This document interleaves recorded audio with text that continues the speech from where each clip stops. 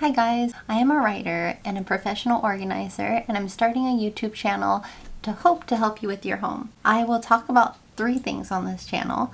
The first is how to have simplicity, good energy, just like a really good feeling home. The other thing I will talk about is writing, hence I name my channel Life as I Write, and as I write, if there are any useful things in my daily life, I will put that in there, like delicious healthy recipes, great books, anything that if it's useful to one other person, I will put it in there, and I will show my work as I write, or the processes involved, or the information that I'm researching, because I think this could be helpful to people. My first book is going to come out on April 30th, and it's a children's book on water safety.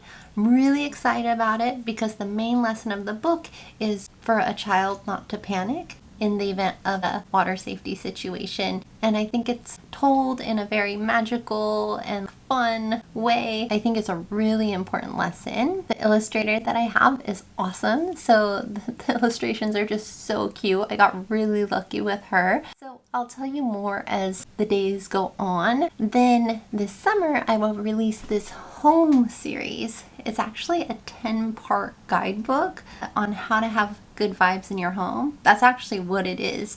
And I'm trying to think of possibly a different title. I don't know if that title will stick, but it is basically how to have good vibes in your home. You know how certain homes feel amazing when you walk into them? They feel very peaceful or they feel very joyful. I mean, every home will have different elements, but these homes, you walk in and you don't want to leave because it just feels so good to be in there. I have like such a curiosity about these homes. And so over the course of like the last 10 years, I've been in homes in over 60 different countries. And if I was ever in a home that felt amazing, I would so nerd out and get my notebook and a pen and be like, why?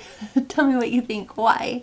And the owners of the homes or the occupants of the homes, everybody loved that actually because it's complimentary. Like if you're told your home feels so amazing, can I whip out a notebook and a pen and just kind of figure out why? The people that I've said that to, and I always really meant it, they just get happy and they're like, well, let's see, I have plants in here and I have this in here. What does Feng Shui say about this? And then we kind of go through the home and look at the different elements.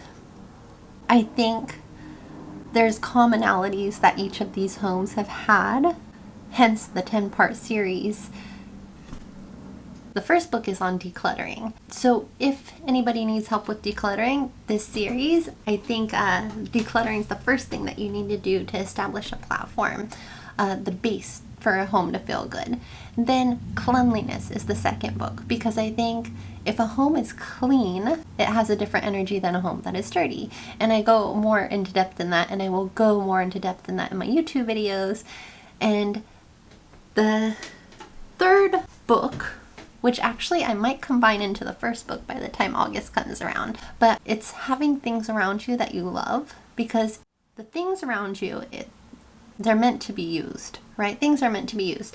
If they're used, I believe that they have like a higher vibration or a better energy than things that are not used. So anyways, decluttering is a big part of that, because once you declutter the things that you don't need, that aren't serving you, that are just taking up time and energy and space, you become better, full of better energy too. The other thing that's kind of intercorrelated is the person who lives in, say, a home or an apartment. That person's energy affects their home. So when you walk into somebody's home, say like an angry, mean person lives there. When you walk into their home, do you think it'll feel joyful? Probably not, because them and the elements of the decor and the things around them will influence how that home feels. Now, if you know a jolly, happy, super cool, like just joyful person, you walk into their home, do you think it'll feel joyful? Probably it'll have some element of joyfulness to it, some energy. Even if you can't quite put your finger on it, it's because of how the person's energy is. Totally influences the home. In Feng Shui, a big thing is called predecessor energy, and it's like who lived there before, what was their energy, because you'll feel it in your home. So if you move into a home and you think, ooh, it just doesn't feel good, well, there's ways of clearing that out. There's ways of clearing out stagnant or negative energies, and it could be with sage, it could be with incense, but it's nothing crazy. It could just be by living there for a long while and infusing your own energies into it till it overpowers the predecessor energies. So there's so much to it. There's so much through Feng Shui, through quantum mechanics, through old beliefs. And at first when I heard about Feng Shui, of course with anything I'm like a little bit skeptical. Cool, it's like thousands of years of a philosophy. So I wanted to explore it. When I did, and I tried different methodologies in clients' apartments, I read all about it. I've been reading about it now for like 10 years and studying on every book I can get my hands on. I walked into clients' apartments and then I'll try different things. Putting colors in certain places, putting certain decor up, taking certain decor down, having a good mix of the elements. So a couple of the books will be about that. Like actually colors in the home make a huge difference in the energy of a home. One of the books will be about color because colors have different wavelengths and evoke different feelings, and some warm colors can make a space feel smaller. So if you have a really big space, you want to make it feel a little bit cozier, you want to use some warm colors. Cool colors will make a space recede. So there's all kinds of like design tricks as well. I think that good energy in a home, chi, life force, like there's so many different names and so many different cultures too as to what you call energy. Let's just call it life force for now, or let's just call it energy for now. If you want to have good energy in your home, it's a feeling. So when you walk into a room after an argument, there's a saying, you could cut the tension with a knife because the air gets really thick, you could feel it. And I just think energy, in just a very pragmatic sense even, is really important. And if we take care of our own energies, if we take care of the energies of our homes, it'll have a butterfly effect on the rest of our lives. Our homes are really important because it's our shelters and it's where we rest and recharge from the world. It's where we can come back to like a cocoon before we go venture out again. And it's where it's the base of our lives to where we can do things. Like our bodies are our homes, but also our homes are the shelters for our bodies. And I just think the context of environment is very powerful. And I think if you set up your home in a way that's the best for you, and that's the thing, everybody varies so much. Some people say, oh, minimalism, oh, couldn't bother with it, right? Some people say minimalism, I really want to learn about it. Both are right for their own selves. Some people like it very minimal. Some people need it very crowded. And it's also, I think, depending on what you're going through at that point in your life. Because if somebody's grieving or has been through trauma, sometimes they need to surround themselves with stuff, and it's kind of like a barrier from the world. And it's a safe place during that time. Although some people grieve and want nothing around them. They want to get rid of everything. So everybody's different and there's no right and no wrong. So anyways, that is what my book series is on: decluttering, cleanliness, like having this base of where good energy could flow and where it could be a peaceful and joyful space. And once you have that space, then you can enhance it.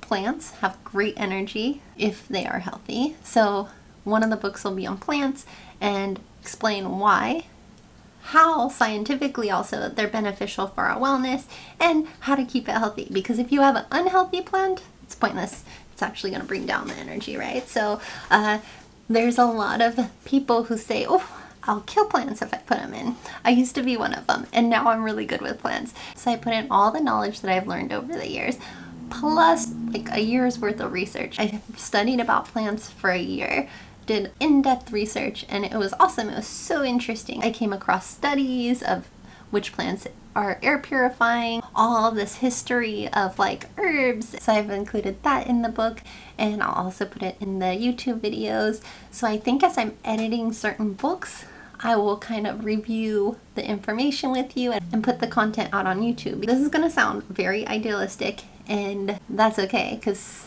I guess it is. But everybody has like a mission in life, and I feel like my purpose in life is to make people a little bit happier, hopefully the world a little bit of a better place in whatever capacity I can. And I have such an interest in homes. And I think first, being kind and respectful to people, smiling at strangers, just overall in general, being a good human being is so important. And second, I think I can make individuals happier through their homes. If their home is like a nicer, better, simpler, joyous place, somewhere that's a haven and not somewhere that's an inducer of stress, that person will be a little bit happier. And I feel like they'll treat another person a little bit better, and that it just has a butterfly effect. So I guess over the next couple of months, I'll talk about the children's book, which the whole process was fascinating. So I'll make a video on that, and also talk a little bit about water safety. And then a lot of my YouTube videos will transition into my home series. I think a huge pillar of this channel will be an emphasis on decluttering. So I'm half Japanese and half American, and I tell you this because a lot of my theories are a fusion of Eastern and Western principles, and it really works for me, I think, because there's so much wisdom to be found in the world. Through the Eastern world, through the Western world, the entire world, people are so smart and so ingenious. And when you say one aspect is wrong, but one aspect is right, you cancel out a lot of insight that could be useful. Anyways, thank you so much for watching. So it's a couple hours later. As you can probably tell, it's a little bit darker. I have been editing this video that I shot earlier, and I realized that I botched the ending. So I wanted to come back and properly say thank you so much for watching this video. I will do my best to provide content that's valuable, helpful, and motivational. Please hit the like button if you enjoyed this video. I'd really appreciate it. And please subscribe to see more. Thank you so much, and see you next time.